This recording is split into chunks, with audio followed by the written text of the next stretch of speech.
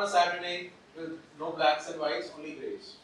So my earliest memory of sailing was through my father. When I was 4, he took me out on a kind of a boat called a Sharpie.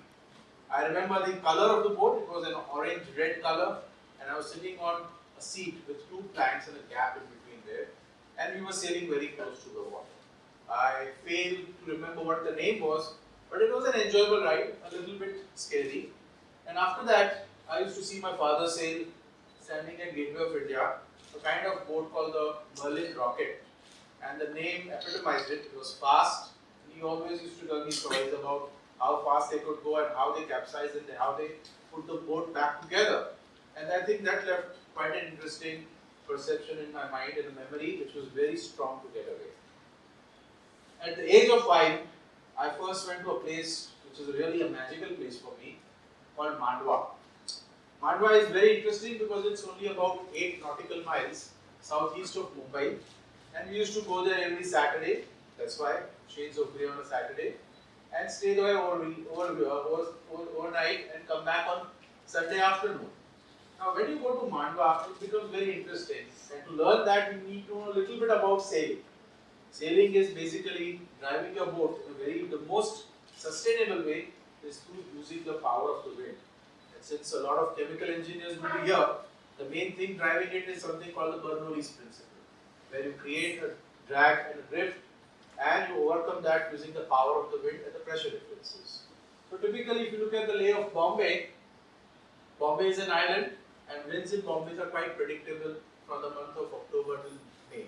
It comes from the northwest direction in the afternoon and northeast in the morning. And northwest direction is when we normally get off sailing to Mandwa. So when we are sailing from Bombay to Mandwa, it's either behind us or on the side of us. And that's the time we like to put up this lovely sail, which is colorful, called a spinnaker. But when you are returning back from Mandwa, it is very interesting because you are going against the wind, and the Bernoulli's principle and the physics of sailing will dictate that you cannot sail directly against the wind. You can go close to the wind, and nowadays you can go at about 30 to 32 degrees to the wind. So you have to zigzag your way back. That time it gets very interesting because your boat heels over. And people with faint heart don't like it because you're almost kissing the water. This is a very interesting story which happened to me.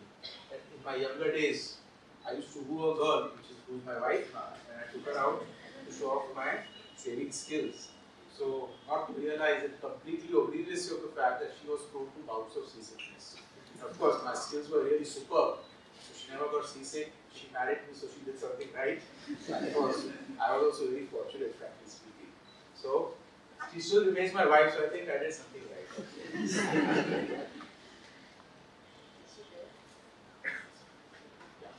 So next thing was this magical place called Mandwa. Taking a ferry across which takes you there in 45 minutes. Of course, sailboat takes you, depending on how the company is, fastest I can go there is in 52 minutes, which I have done. So, but this place is magical. It's a completely fantastic place out of the Jules Verne novel. What do you have out here? You have the sun, you have the sea, you have the rocks, you have the caves, and you have a fantastic beach, which is rocky, sandy, all at the same time. And when you are a child, your imagination goes really wild out. Because what you can do is you can do everything what you want. It's a national geographic environment for you out there, and you don't need to be inside the house.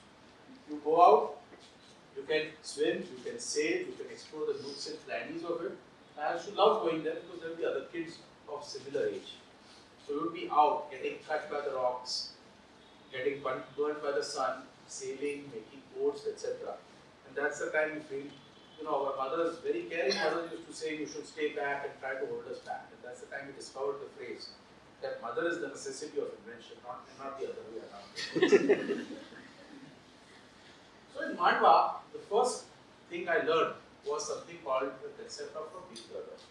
A big brother, the first one I had was a guy called Douglas. Douglas' parents used to live in India. They were from England, and he spoke fluent Hindi. And he was very fondly known as Do Glass because everything he asked was of 2 glasses. If you wanted Nimbu Pani, I said Do Glass Nimbu Pani. If you wanted samosas, Do Samosas. So he was known as Do Glass instead of Douglas.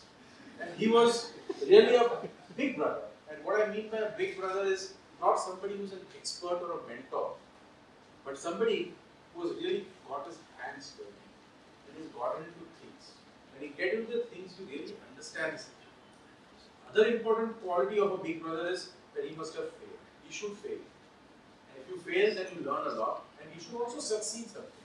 But it is not a matter of achievement. It is getting into the subject, understanding it, getting your hands dirty, reflecting upon it, improve upon it. And the best property of a big brother is always the fact that he should be able to share the knowledge with you and build upon what you are thinking.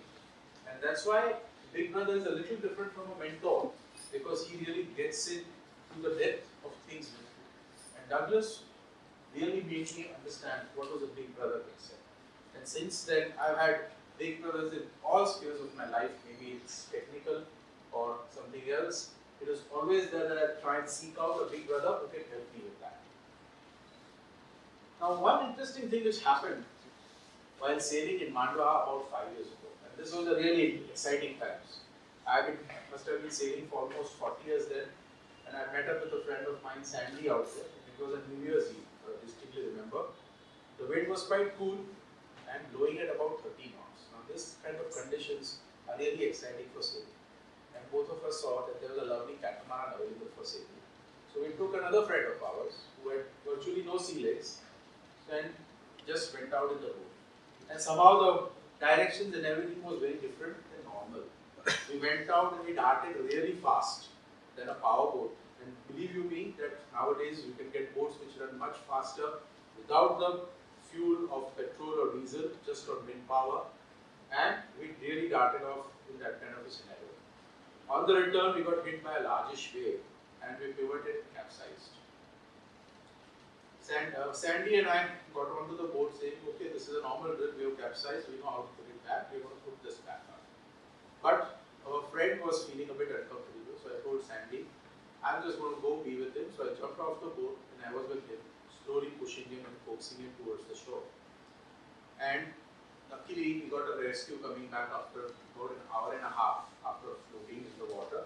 They picked us up and we got the boat and we came back. And then I reflected upon this whole incident. To us, it seemed it was fun, kind of a thing, but at the end of it was quite cold and others were a little upset about it. They said, let's think about it, what went right and what went wrong. And we thought hard about it. And one of the things which I realized is there are a lot of things which we have learned as intuition and as internalized the learning of sailing came to light out here. We went in a direction where the wind was pushing towards the shore. So if you capsize, you always get pushed towards the shore, which is normally the case which they say. Second, the most important thing was we were all wearing life jackets. And I still, if I'm in a small boat, I never go out without a life jacket. And the third thing which I learned out here is we told the approximate direction we were going in. And when we looked at it, this was the main thing which we learned. And what I realized at that point in time is, what is adventure? It's about managing risk. How you manage a risk is you internalize the learnings, and you cannot predict every situation. But if your fundamentals and your learnings are internalized, then what you are able to do is you are able to get out of the situation and manage the risk. And this was the main lesson which I learned with Sandy on this wonderful trip. So after the Mandwa thing, what we got into was something called the cadet days. And this was another exciting phenomenon, because if you have a boat and you are enjoying or not going nowhere and doing nothing, the next step is always how do you compete in the sports. And competition in boats is a very interesting thing, because it's a chess not just only of mind but of physical agility. What you are doing out here is, I see it, is you are interpreting nature. You're seeing how the wind's moving, how the tide's moving, how the current's moving, what the waves conditions are going to be, and whether the wind is going to shift or not, and try to go around the course in the fastest time. Mind you, what happens next? The other guy is also trying to do the same thing. So you're trying to fight nature with two different views, trying to go around the fastest. And what happens is two guys going around the course at the same time, or sometimes it gets to be more than 60 guys going around the course at the same time. You're fighting each other, trying to understand nature and go around it. So it gets to be a very interesting game of chess with a lot of physical agility. And that got me excited. But to do all this, what you need to know is you need to know this basic sea mission. And that is the place I learned my basic sea mission. I used to sail these boats called cadets as youngsters. It was 11 feet long, with all the features of a large sailboat. All kinds of sails, its possibility of going fast, capsizing, and having a good tactical racing match with that. So we learned out here, we used to be all boys of the same age, very few girls at that time, of course now it's the other way around, and we used to scrub our boats, clean them, make them smooth, so that first lessons of fluid dynamics for me were learned out there. After that, we would just rig the boats, that is put up the sails and so on and so forth, and look after the boats so that year after year after year, or races after races, they would not break down and we would not have to retire from races. So that's where we learned the basics. And second thing we learned was we would help each other out, and that was very necessary because sometimes the tides used to be brutal. And as a result of it, the boats, we had to haul it in, so we could not haul it our boat by ourselves, we needed help. So unless you are forthcoming in giving and receiving help, it doesn't happen, it doesn't work that way. So that's what the biggest learning for me was, to make friends where you can contribute to them and they can contribute to you, and that's the way to grow and live together. So one of the very interesting points at this point was, the last race I was sailing in my cadet class championship, I saw in the last race, from the corner of my eye, there a small boat was entering Bombay Harbour. My father was returning from his cruise from Okha, and it really had struck my mind that exploration using sea would be a very interesting fact. I must have been, I think, around 12 or 14 at that point in time, and I started looking for a big brother of exploration. That's a different story altogether, but the whole idea of sailing stayed with me. And as I grew older, I was married to my wife after that lovely sail with her, and I had two wonderful boys out here who also took to sailing that I had to take them. I said, well, I think we need to begin a new adventure here. So said that let's get a larger boat, and the environment had changed around us, where time available was not so much, so we needed short time capsules where we could do things. So I said we'll get a larger boat and we will sail around and see what we can do with that. And as a result of it, the whole family could get out there, we could bond together and have good. And I said, what can you do with a large boat? Now the most exciting thing is that India has got a coastline of 6,000 to 7,000 kilometers. You go around that and you find some of the most exciting and amazing things. The most common things are what we call the seaports. These are treasure troves of history. You can go and see various things happening here. For example, this is a fort of Xavier out here where we were there about 2 years ago. And what did we see out here? That this fort was held by Siddhis and never conquered by either the English or Marathas. And the old boats like feluccas of Nile, they are still existing out there, and they very charmingly take you from the Murud shore to the Xavier fort and back. It's a very exciting thing to see out there. It's a paradise even for artists because the shapes of the sail, the boats, etc. are very good. And you can explore around. The other part was that we went to a place called Eternis, and this was a town where I landed for the first time to the mode of transportation of a boat. And that really evokes a very unique emotion. When you land with a car or a plane or a train, it's something different, but out here you're seeing the place and you're anchoring your boat and slowly going in. So it's a very gradual approach, and that is something exciting. I always wonder that what would have Columbus felt or Vasco da Gama felt if he had come down to say Cochin or Columbus had gone down to the Caribbeans. So one time when we were returning from Eternis, this was a very interesting point, and this is where I learned. Everybody used to give a lot of knowledge about saying how we should spend quality time, what is quality time, etc. And that's the time I realized the winds were very nice and steady, 14 to 16 knots, nice sea. The winds to sail a boat in. The sea was calm, it was a nice, warm, sunny day, the side cool breeze. And I was sailing out here, literally playing with nature. For 5.5 hours, we were in the same direction going. And when the nature responded by shifting the wind, changing the intensity of the wind, we responded back to the boat out here. And that is the time I learned something, that every moment has a quality. And that quality, you have to maximize it. You can't say that there is a quality time or there is no quality time. Every moment has a quality. If you maximize that particular quality, you will get the most out of it. So nowadays, I look at how do I make the most out of every moment I have, because there is a quality to it, and you can get really some fabulous things out of that. In the other day, almost last December in 2014, we went out for a cruise again to Jazeera with my boys and my father sailing in a different boat. This was 3 generations sailing together. This was very important emotionally for me because this is a part of legacy. When you talk about legacy, what do? You either create a building or so. But here what I want is something, a skill, something kind of an intuition. And the same thing I've been able to pass on a little bit to my children. And that to me is very gratifying.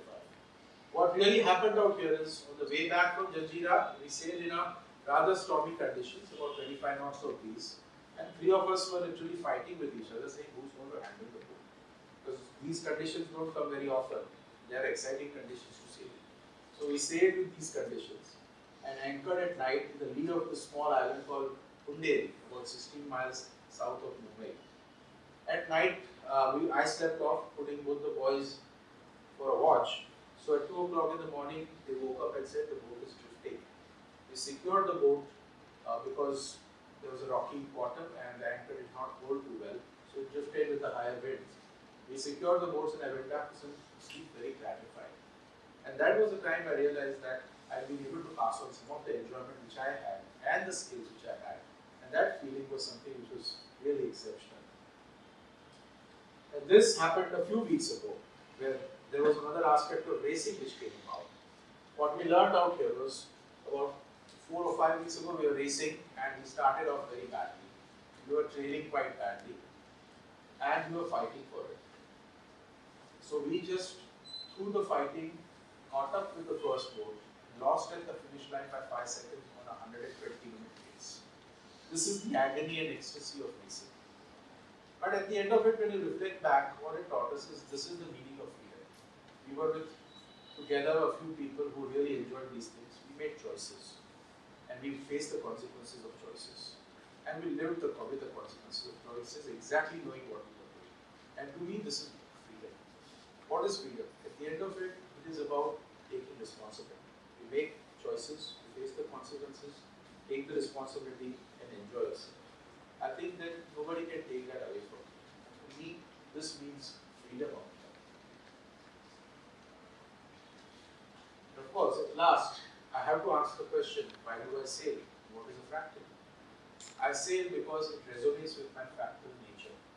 The obvious question is, what is a fractal? To put simply, fractal is a pattern which changes its complexity with the scale is important. So in the simplest of the levels, sailing is about being with friends, having a good time, or enjoying a great sunset on the Arabian Sea, which is absolutely spectacular and stunning and can never be copied again. Or at a little complex level, it is executing very complex maneuvers to win a race.